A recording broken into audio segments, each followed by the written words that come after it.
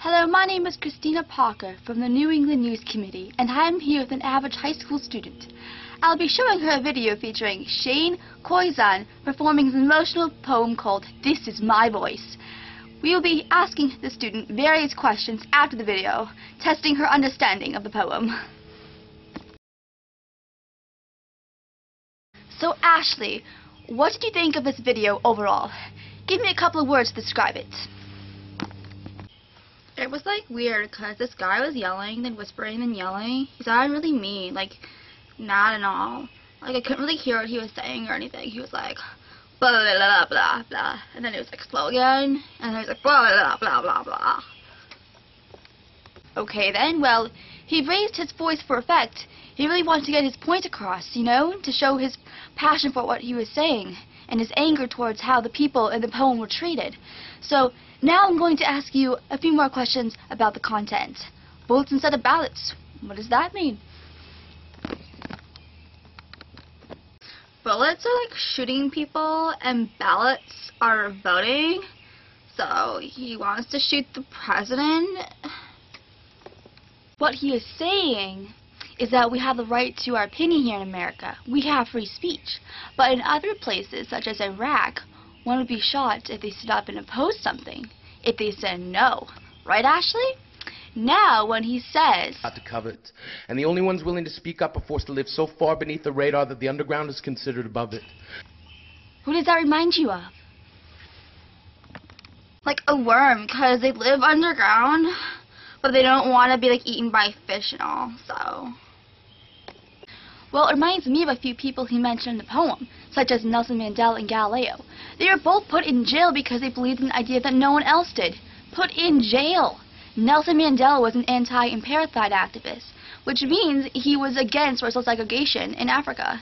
He was put in jail for this, but after he was released, and he went on to be the president of South Africa in 1994. Introducing policies aimed at combating poverty and inequality. Sounds like a pretty good guy to me. In fact, he was involved in the first fully representative democratic election in South Africa, which means people had the right to vote, and they did vote for him. Galileo was caged because he thought the world was round. Everyone thought he was crazy, but he was not willing to give up his idea. Do you see where I'm going with this? I can't believe, like, he went out with Tiffany. Like, that was, like, so weird, you know? Ashley, put the phone down. Next question. We're not always right, but we've got the right to be wrong. What do you think that means? Maybe it means that we have the right to share what we believe in. We have the right for free speech. We have the right to our opinion, even though what we say might be completely wrong. Ashley, are you listening? Ashley!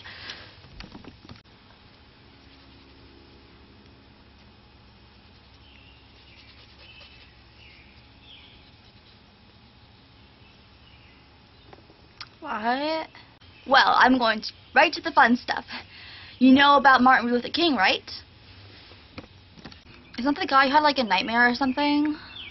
A dream, Ashley. He was a leader of the civil rights movement. Ashley, he said no to segregation. He started the movement with only his voice. This is my voice.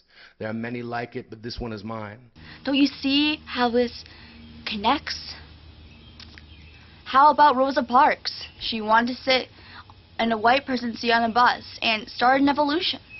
When he says, This one is mine, and don't tell me there are no heroes. He is referring to all these people who said no. Hey, this is for the someone who stood up today and said no for... Do you get it? The meaning of the poem? So like, I want to date Derek, but everyone else is like, gross, I should date Derek because I can, because I'm like a girl and all, and I can. Yeah, sure. So back to the poem here. When he was making all those references to people, what was the connection between all of them? They were all people. They were all people who stood up for what they believed in, right? Malcolm X was a spokesman for the Nation of Islam, and he taught black supremacy and talked about separation of black and white Americans. He's one of the most influential African Americans of all time. Though, just like Martin Luther King, he was assassinated just because he had something to say that went against others' beliefs. How about that girl who was both deaf and blind? She became a world-famous speaker and author. For Helen Keller, who against all odds found a voice. That's like impossible. How did she learn to talk and write and stuff?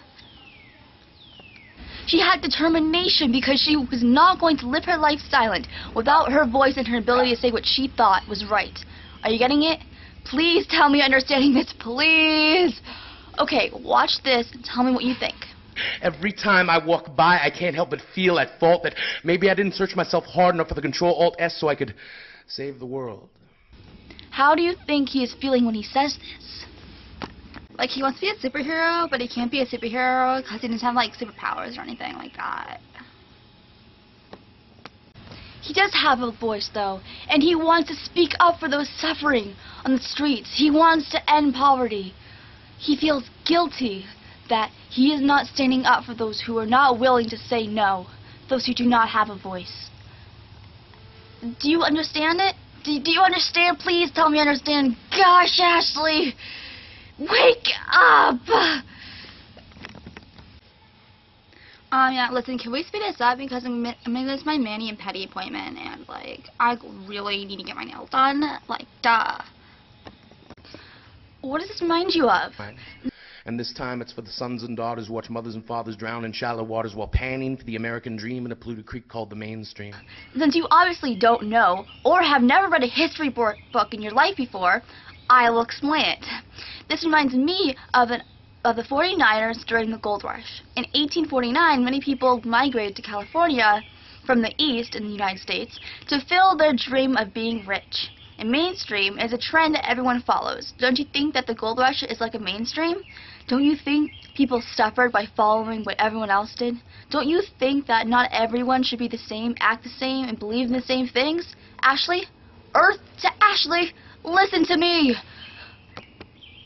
Yeah, because if we're all the same, everyone would wear the same clothes.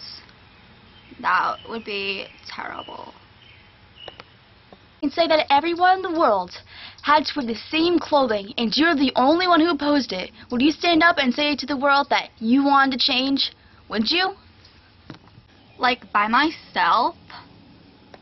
Yes, would you be like Dr. Jeffrey Wiggins? He released information about the tobacco company's discard for health and safety. He created Smoke-Free Kids Incorporated, where he helps kids make the right and healthy choices regarding tobacco.